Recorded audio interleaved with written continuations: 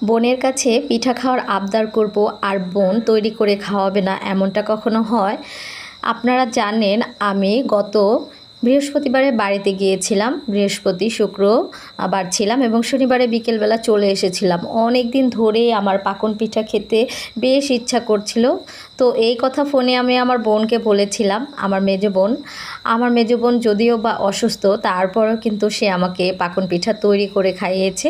আমি ইতিমধ্যে কয়েকটা রিলসে আপনাদের সাথে তা শেয়ার করেছি এই পিঠা বানানোর রেসিপিগুলো। তো অনেকে আমাকে বলেছেন, মানে রিকোয়েস্ট করেছেন যে আপু এই পাকন পিঠার ফুল রেসিপিটা একটু দেওয়ার জন্য।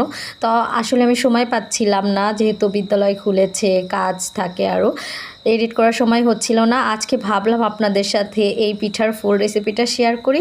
এই পিঠাটা আসলে গ্রামীণ একটা পিঠা, আর এক একজন এক একভাবে তৈরি করে থাকে। তো আমার মা এবং বোন যেভাবে তৈরি করে থাকে সেই রেসিপিটাই আমি আপনাদের সাথে শেয়ার করব। তবে চলুন কথা না বাড়িয়ে শুরু করে দিই মূল ভিডিও। পাকন পিঠা